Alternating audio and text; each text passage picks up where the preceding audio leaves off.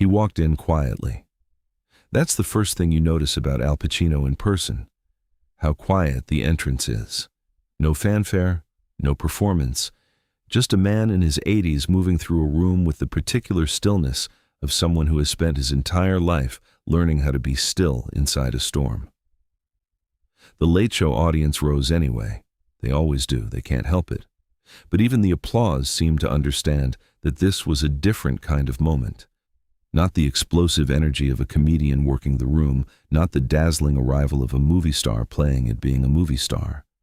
Something older, something that had paid a price to become what it was. Al Pacino settled into the guest chair with the careful economy of movement of a man who has learned not to waste anything. He looked at Stephen. Stephen looked at him. And for just a moment before the interview began, before the cameras and the lights and the format took over, two men simply acknowledged each other across a desk in a way that had nothing to do with television. Then it began. They talked about the new project, a film that had already generated the kind of quiet, serious attention that Al's work had always generated when he was operating at the level he was capable of. They talked about the craft, about what it meant to still be finding new things inside a character after 60 years of looking. They talked about legacy in the way two people talk about legacy when one of them has already made his and the other is in the business of asking people about theirs. Al was generous and thoughtful and precise, the way he always was in conversations that he respected. Not performing generosity, not performing thoughtfulness, just actually being those things because that was what the moment required. And then Stephen set down his cards. "Al," he said, leaning forward, "I want to ask you about The Godfather." Al smiled slightly. People always want to ask about The Godfather. "I know," Stephen said, "but I want to ask something specific, not about the performance. Everyone asks about the performance. I want to ask about the fear." Al looked at him. "Because from everything I've read, everything I've heard, you almost didn't make it to the end of that film. The studio wanted you gone, multiple times, and you stayed. And I want to know," Stephen paused, "what kept you there?" Al was quiet for a long moment, the kind of quiet that has weight, that you can feel from across a room. "Francis kept me there," he said. "Francis believed in what we were doing when no one else did. And the other actors, De Niro, Diane, Jimmy, there was something between us that was real, that made it impossible to walk away even when everything around us was trying to make us walk away." Stephen nodded. "And what else?" Al looked at him. "What do you mean, what else?" "I mean," Stephen chose his words carefully, "I mean there's usually something smaller. Something that doesn't make the documentaries. Something that happened on a Tuesday morning that nobody wrote about." Al was still. And then something moved across his face. Something old. Something that had been stored carefully for a very long time. "There was a woman," he said. The studio was quiet. "On the costume department, she was Italian, actually Italian, not Italian-American, born in Italy, came over as a young woman. She was in her 60s when we were shooting, maybe older, I was never sure. Small. Very quiet. Nobody knew her name on set. I mean, people knew it, but nobody used it. She was just Maria.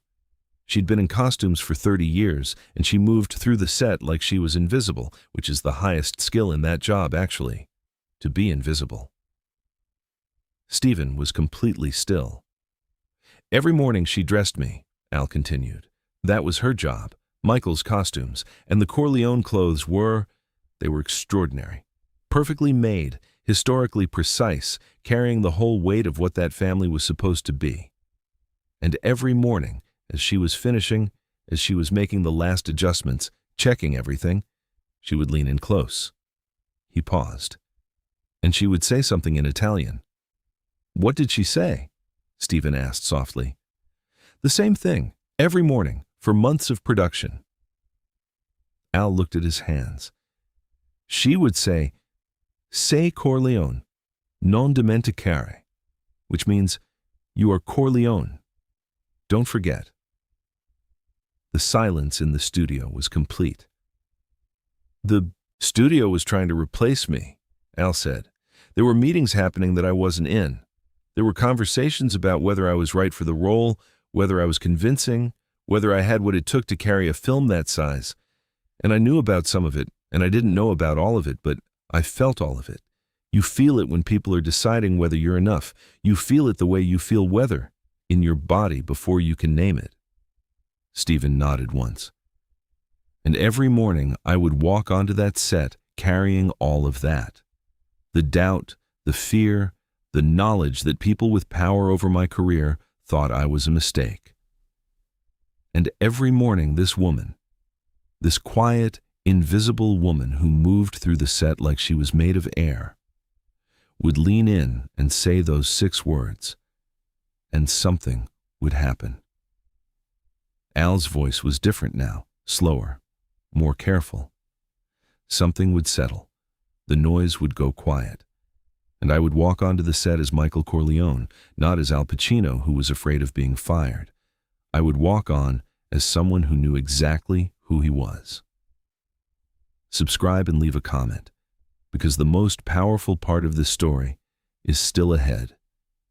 Stephen stood up from behind his desk, quietly, without announcement, and walked around to sit on the edge of it, facing Al directly.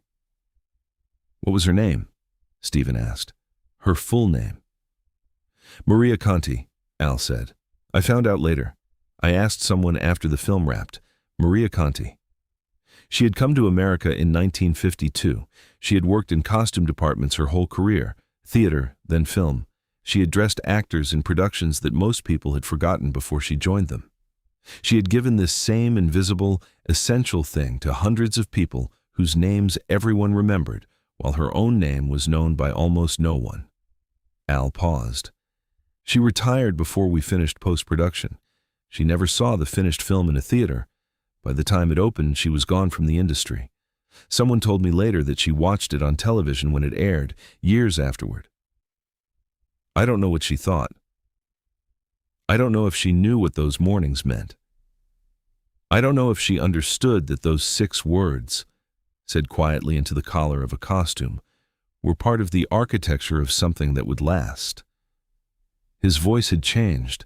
Something in it that had been held steady for a very long time was beginning to shift. She has no idea, Al said. That's the thing. She has no idea what she gave me. She probably thought she was just doing her job, adjusting a jacket, making sure the buttons were straight, saying something encouraging to a young actor who seemed nervous. She probably did that for everyone. It was probably just who she was. Stephen looked at him. How long has she been gone? He asked gently. Many years, Al said. She passed a long time ago. Long before I fully understood, what those mornings had been. He stopped. I've thought about her many times over the years. When the film came out and people started talking about it as something important, when I'd see it referenced somewhere, or hear someone quote a line, or watch someone be moved by it, I would think, Maria knows. Maria was there. Maria helped build this. And then I would remember that Maria is gone and has no idea. And I would think about all the things I never said to her. The first tear came then, quiet and unhurried, the way Al Pacino did everything. He didn't reach for it or acknowledge it. He simply let it be there. What would you say to her? Stephen asked. If you could. Al looked into the camera, not at the audience, not at Stephen, into something beyond the studio, beyond the lights, beyond the present moment entirely. Maria, he said, his voice steady despite everything. I don't know if you ever understood what you were doing those mornings. I don't know if you knew that you were the reason I stayed, the reason I walked onto that set every day instead of letting the fear win. You were doing your job, and your job was to make the costume right, and you did that. You always did that. But you also did something else. You gave me something to stand on when there was nothing else to stand on. 6 words. every morning, and I carried them through every scene, every take, every moment when I wasn't sure I was enough. He paused. The Godfather exists because of many people. Francis, the cast, everyone who fought for it and believed in it and refused to let it become less than it could be. But it also exists because of a quiet Italian woman who leaned in close every morning and reminded a frightened young actor who he was. And her name was Maria Conti, and I need the world to know her name. The studio was so quiet you could hear the stage lights. Stephen let the silence sit for a full, long moment. Then he looked at Al directly.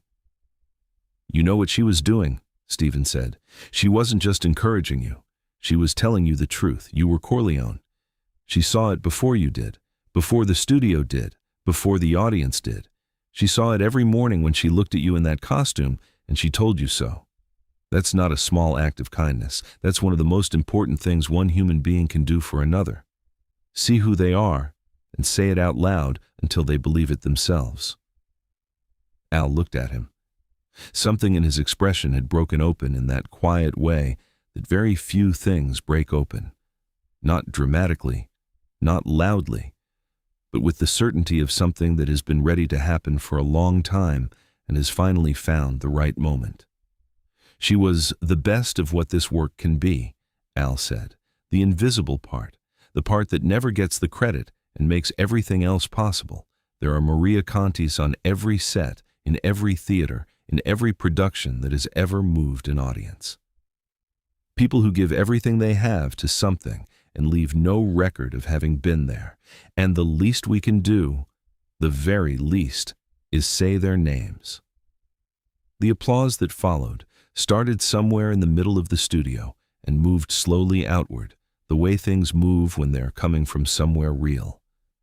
Not the reflexive response to a cue, but the involuntary response of 300 people who had just heard something that mattered. Stephen looked out at the room. "Maria Conti," he said simply. "Remember that name." And in that moment, under the blue and crimson lights of a late-night television set, a quiet Italian woman who had moved through a film set like she was made of air finally got the acknowledgement she had never known she was owed. Her name was Maria Conti. And without her, there is no Michael Corleone. That night, laughter gave way to grace, and television remembered what it was for.